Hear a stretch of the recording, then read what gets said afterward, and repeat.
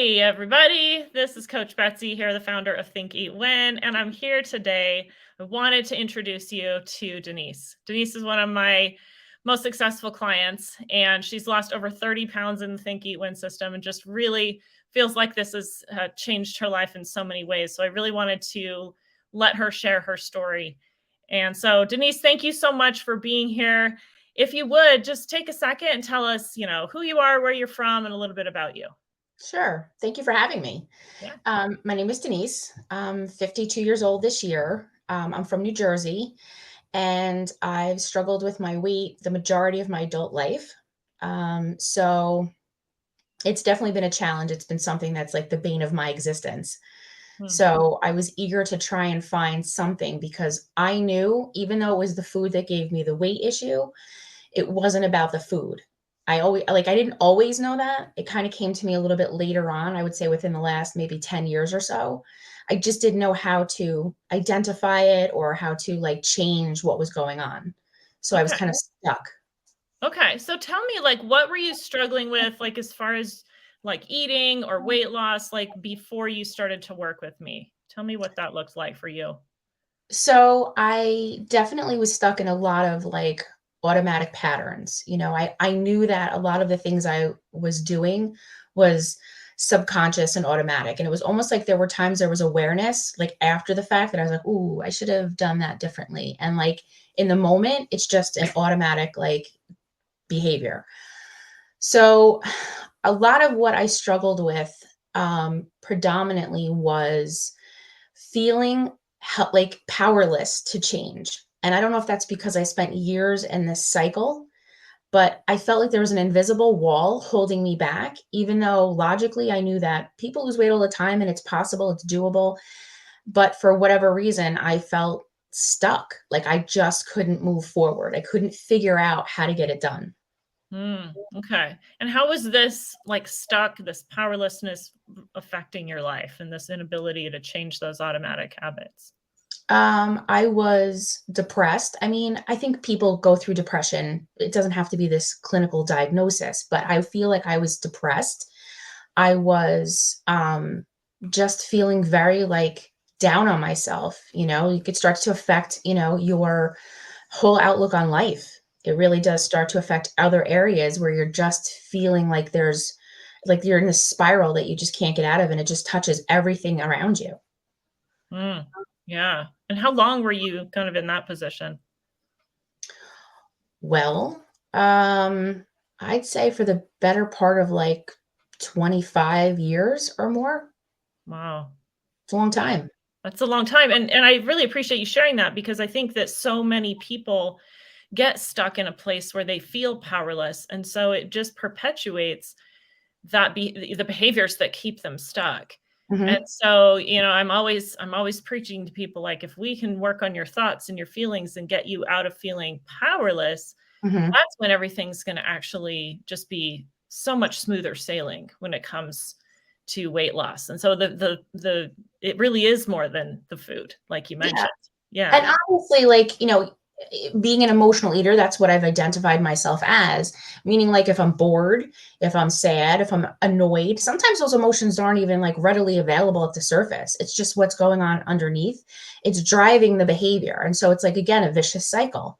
Right. Yeah, So, how do you get absolutely. off it? How do you get off the ride? Right, and I was gonna ask you that, like, why weren't you able to kinda pull out of that on your own?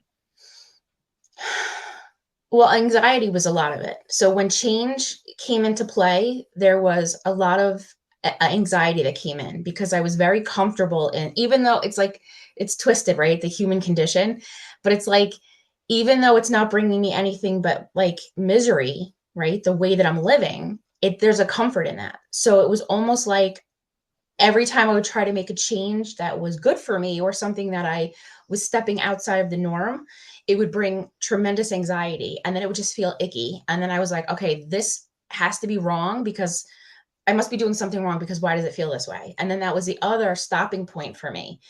So instead of pushing past that, I would be like, ugh, I don't like it. And then I would just back away and then continue to do what I was doing. Yeah, and you've made so much progress with that, and I think Yeah. it's something that keeps a lot of people stuck, and a lot of people from taking action when they find something that might be helpful for them. It's just like, oh, this feels really icky. I don't know why, Mhm. but it just feels really bad. Right. And Mhm. that's really just that habit brain, that primitive brain trying to Mhm. keep us from changing. And you've overcome so much of that. So like, Yeah. tell me what that was like for you. Like, why did you decide to jump into the Think Eat Win program to work with me one on one, as opposed to all the other things that you could have done? Why'd you make that decision? So, obviously, like many people, I've gone the route of diet and this and that, and like nothing was really that effective. I did lose weight at points, but I would always gain it back. So I knew there was something more than just the food. So when I saw you on social media, a lot of your messaging really aligned to the things that I felt were true. Like when you talk about how we think about food or what we're experiencing as far as emotions. And so the more that I listened to you, the more, because I listened for a while, I didn't just jump in, but like the more that I listened, the more that I was like, this is going to be the answer to what my dilemma is. Like I don't want I want to figure out how to untangle what's going on in my head. And so that was really the big deciding factor, was a lot of your messaging was like relatable to the things that I identified as my stopping points, my issues. Yeah. Okay. That's awesome. Yeah. Like that being willing to get over that starting line and take that leap, knowing like this is the next step, even though I have no idea like really what that's gonna look like. And but this is gonna be the next right answer for me. And that That's was what pretty I like I knew that like you were going to be the reason or the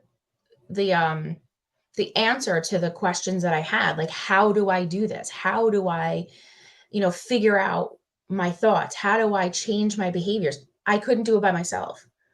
yeah. So And I those knew. tools were not taught. Right. We're not, yeah, nobody's really teaching those tools, but those are things that we learn hands-on with lots and lots of practice and Yeah. patience here inside the program. And you've done so well with that. So like you felt like this is where I'm going to be able to unwind my issues with food and what's below the surface here. Mhm. Did the program and working with me deliver that for you? Yes. Yes. Wow. 100%. There were a Okay. lot of things that like, I went in and in the very beginning, I found myself being resistant to things, which again, it's like that whole, like, I got to step out of my comfort zone thing. So I was very much aware of that. And I was honest with you. I would tell you, like, okay, like, I didn't really do great. And even that, like, brought its own anxiety because in these types of situations, people tend to feel like they have to please the other person. And so I was always afraid of, like, oh, geez, I'm going to like judgment and criticism and whatever. And what helped, I think, the process move for me was the fact that you did none of that. You were like gracious and kind and supportive and compassionate. And it was almost like eye opening for me because those are things I needed to be giving to myself. So that was also what came out of the process. So once I started to ease into that, it really did help things move a little easier without anxiety, without like angst about making changes. I mean, yeah, there's going to be a little bit of like, okay, this isn't what I'm comfortable with, but you know, growth happens on the outside of your comfort zone. Right. Yeah. So, Well, I really appreciate you sharing that because the truth is, and I'm preaching this all the time, and we hear it, but we don't know how to apply it. And that is the thing that's keeping us stuck is the criticism from mhm, ourselves and the pressure and the judgment. mhm, And so most coaches will do that. They will criticize, they will judge, and they will put pressure on you as a way to get you to perform, to check all the yeah, boxes. But the truth is that that's the reason that we're stuck. And so yeah, the solution looks like the opposite of that. mhm, And, most coaches don't do that, but that's exactly why I do that because as soon as you can learn to be compassionate with yourself, to not judge yourself, that's how you end up taking steps forward yeah, instead of giving up and saying, I guess there's something wrong with me. And so I love that you kept showing up with that. And that was something that I have seen so much progress with you. And that's what's enabled you to really change like the way that you're eating. And like tell me how that's felt as far as actually changing the way that you eat. Like, how's it been going through that process? Has it felt like white knuckling or does it feel like something else? um, In the beginning, it was uncomfortable. I wouldn't say it was, like, terrible, but it was, like, uncomfortable because it was, like, again, the automatic, like, "I'll just eat this, I'll grab that," right? Not really putting thought into it. You have to put thought into it now. It has to change. Um, but I think that when you and I would meet, and then, like, you would not be the, like, criticizing and judging and all the things I was doing to myself even going into that meeting because of what I didn't do or I didn't do right. um, what I really learned through that was it didn't have to be like black or white. And my belief and my understanding and the way I operated, and I think a lot of people do it, it's like there's this thing out in society, in the world, it's like, well, this is the right way, this is the wrong way. And if you're not doing it this way, it's wrong. And so we just adapt to these like methods, but they're so like not helpful. And when you showed me, because there were things we would, I would discuss in the meeting, and you would say, "So what? Okay." And I was like, in my head, I'm going like, "What do you mean? Like it's wrong." Right? That's what I feel a lot of us do. And when you were able to shed a light on that and just kind of like, no, it's not a big deal. It's like, okay, why did you do it? All right, well, like let's just move through it. And so you made it softer. It didn't feel like it didn't feel so like hard and like challenging in that way. Because when you said those things and you provided the support, I gave myself a little bit of grace. And it was like when I would go into those situations again, if I didn't do it perfectly, I was like, okay, but I did this. And I feel like when I started to like focus more on the positives, things started to roll in a more like positive direction as opposed to staying stuck in the old behaviors, beating myself up for things that I did where I would trip up or didn't do it perfectly. And so I think that that really did create the momentum. Once you gave yourself a little bit of space and a little bit of like, it's okay. Like instead of being like, oh, you're an idiot. Why'd you do that? Blah, blah. Like, because this is what we run in our head, right? We all beat ourselves up. Where does that get us? The same place we always are. Because now we're like feeling bad. We're feeling guilty. We're feeling, you know, shame. Whatever it is, right? You name it. And so then the cycle starts again. Yeah, it's So, that definition of insanity, doing the same thing over and yeah, over, but expecting different results, and that's really, like, that stuckness, like, yeah, that we create that stuckness for ourselves, yeah, and we all hear that we're supposed to be more compassionate and patient with ourselves, but we have no idea what that's like, yep, and so what I try to help you do is to experience that in your own life, and that just takes time, it takes experimentation, it takes failing and picking yourself up back up yep, 100 times.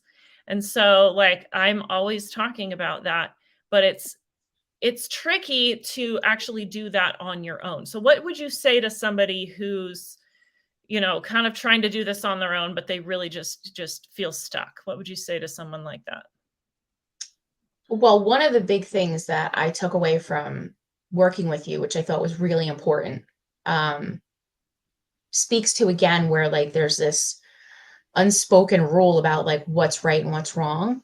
You had taught me like to make it my own, like do what works for you, as opposed to trying to live up to standards that I had no hand in creating. So if like, society says we'll do it this way, but if you do it the other way, that's comfortable for you, it works for you, you get the same outcome that you're trying to achieve, then do it that way. So that was really freeing because when you're not trying to live up to a standard of something that you didn't have any hand in creating and it's like uncomfortable and you're like, you're trying really hard and it's not working, we'll find another way. Right. So that was really like a very freeing moment where you're like, oh, I don't have to do it this way. And so if 20,000 people do it this way and I choose to do it this way and it works for me, great. There's Yeah. nothing wrong with that. And there's endless ways out there Yeah.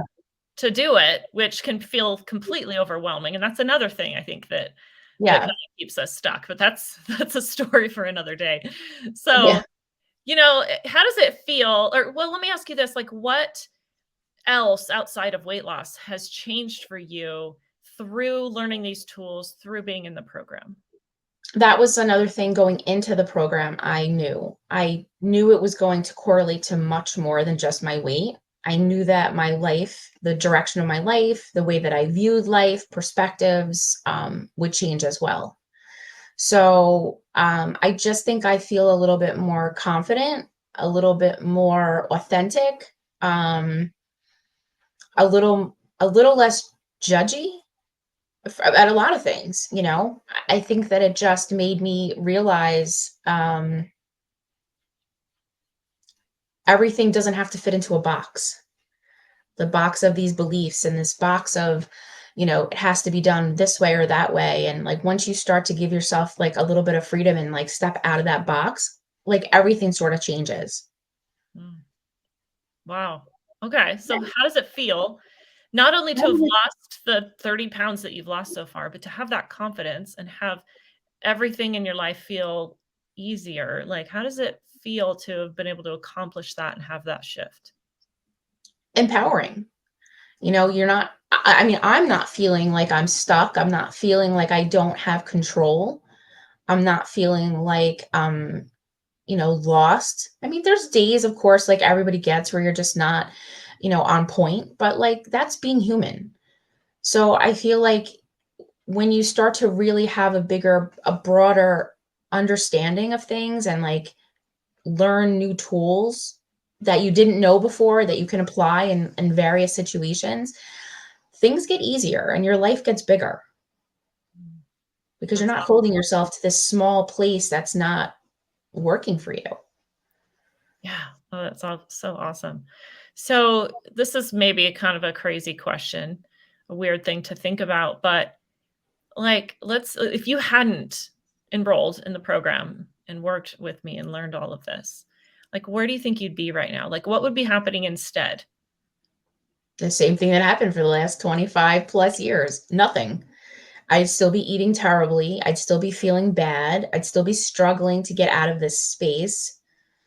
Um, I'd still be asking the questions of like how do I do it? How do I fix it? And maybe even have gained more weight. Mm, kind of be in that powerless place still, Yeah. right? Yeah. Yeah. Okay. What do you think about the investment? Because it requires, you to really invest in yourself. It sounds like you went into that pretty thoughtfully, but was that investment worth it for you? It was. It was. And it's not that I didn't weigh the pros and the cons. I mean, I think most people in today's world will have to do that, right? Like, oh, it's an investment. Like, what am I going to do? And the conversation I had with myself is, yeah, it's an investment, but if my life changes, how do you put a price on that?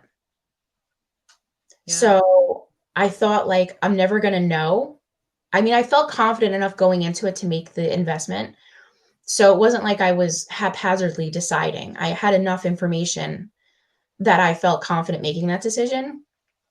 But again, it was an investment. So I just felt like I could sit here and make all the excuses why I can or why I shouldn't, or I can do it and like my life changes and I look back and say that was the best investment I ever made and it's not an issue because everything else grew from there.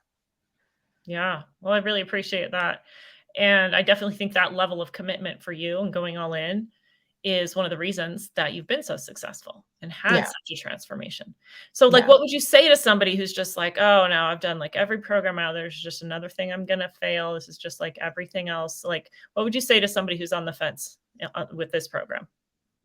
I mean, I it I think a lot of people get caught up in the conditioning that goes on in the world, right? It's like, oh, diet and exercise, diet and exercise, diet and exercise. And nobody really puts emphasis on the fact that there's a whole emotional part of the eating. People don't get overweight just because they like food. I just don't buy it. I like food too, but I feel like the eating and the patterns of eating are driven by emotions or what's going on in your thoughts. So there's no real focus on like that element. So I feel like they focus on the diet and exercise and then they get, they're up, they're down, they're up, they're down. And then there becomes this hopelessness like, oh, it's never going to change. But they're not considering the other piece, the bigger piece is if you can get control of your mind, if you can understand your thoughts and your emotions and how you have control over those, then everything else is going to fall into place. So the diet and exercise, yes, of course, is important. Like, I don't think you can live your day, every day on like fast food and have a good figure and be healthy. But I don't think that you would be inclined to do that if your mind was in a much healthier place.